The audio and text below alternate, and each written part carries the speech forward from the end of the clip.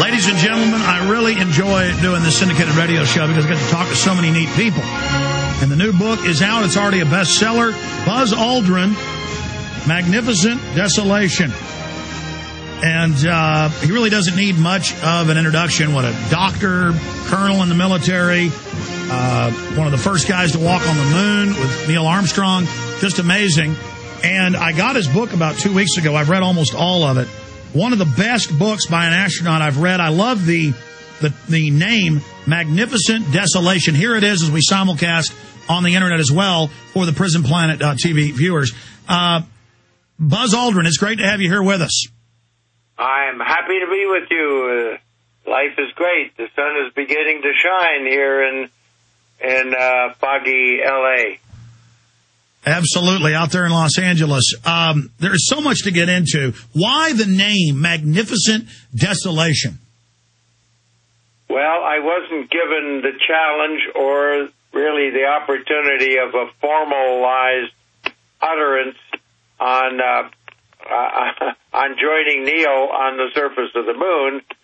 There was a little bit of conversation that included the word magnificent and then beautiful, and so the two words just came together as a comparison of opposites, and so I said magnificent desolation. And the magnificence really was referring to the progress of the human species, from coming down from the trees to automobiles, airplanes, rockets, spaceships, and then journeying, and two people from the planet Earth walking around on that object that humans had gazed up and looked at for all of civilization. So that was a magnificent testimonial to the progress that this human intelligent species was able to do. But we were there at the most desolate site I could imagine. It had not changed in hundreds of thousands of years from just what we were looking at. The kind of rolling terrain, all shades of gray, maybe a couple of more centimeters of dust accrued in hundreds of thousands of years, 14 days of daylight, then darkness, no atmosphere, black sky, Earth sitting up there, almost straight up, and then the sun moving over because of the moon's rotation about the Earth. Just a forbidding place, not at all friendly or hospitable. So well, it was desolate. We've got a break in a moment. We've got a long segment coming up, plenty of time to go over the book. But I wanted to ask you, I mean, obviously you had fear, concern on this mission, but what was it like to actually be there and actually carry out this dangerous mission? I mean, it's one thing to psychologically get ready for it, but another thing to actually be there. Well, it was for several years, 5, 6 years, the culmination of everything we had been working for. NASA since 1961, when the president said that we should go to the moon, and my Air Force career, piloting and studying my doctorate at MIT and manned orbital rendezvous, was just all pointing toward some humans being able to get to the moon, and there I was about to be one of them. And it's not a fearful, not a scary, not a worrisome. We learn how to deal with those things just naturally by realizing that fear, worry are all... We've got a break. We've got a break, Mr. Aldrin. We'll be right back with Buzz Aldrin. Stay with us.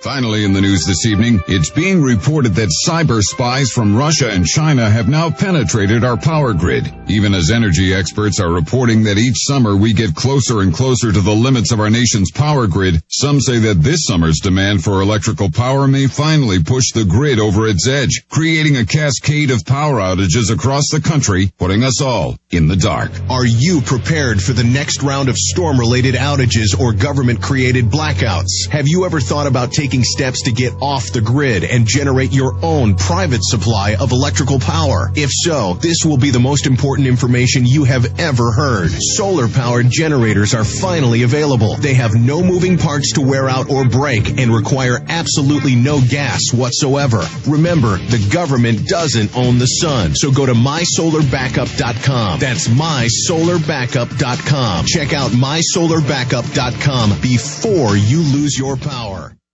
Well, he's Buzz Aldrin, second Homo sapiens sapien to walk on the surface of the moon. And he's got a long bio. He really doesn't need any introduction.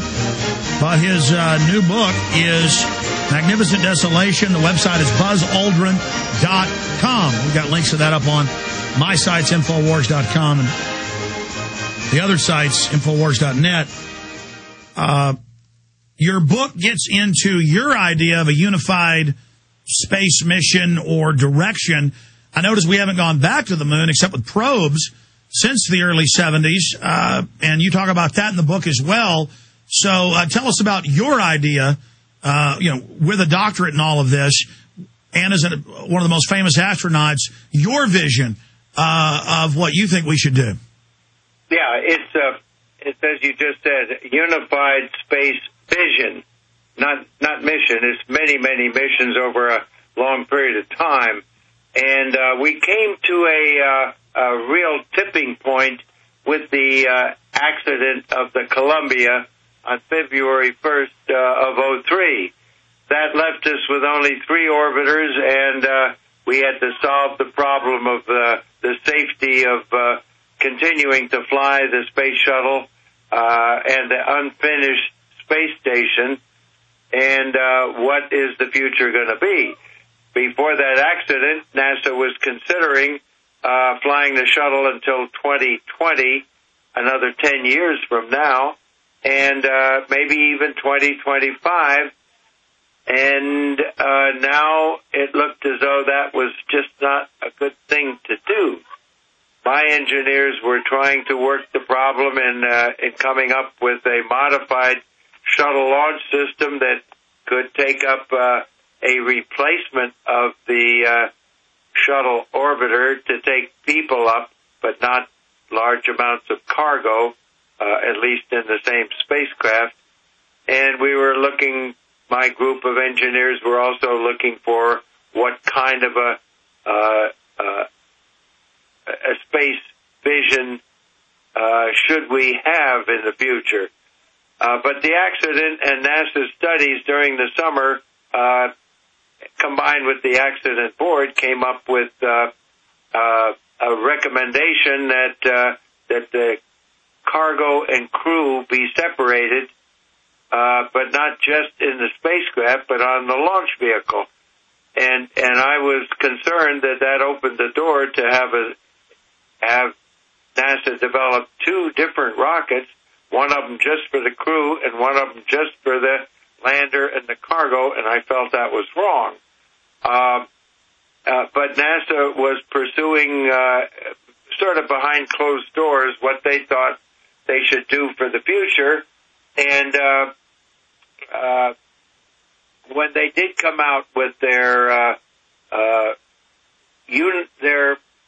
vision for space exploration in January of 2004, it involved terminating the shuttle in 2010, finishing the space station, building spacecraft and rockets somehow to go back to the moon by 2020.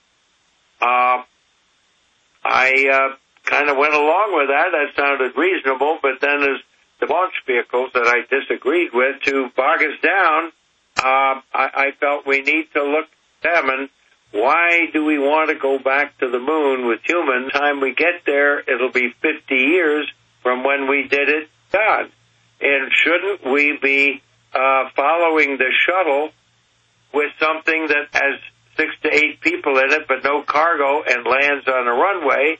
And shouldn't we be doing other things for a long-duration space flight in the direction of Mars? Isn't that where we should try and go with our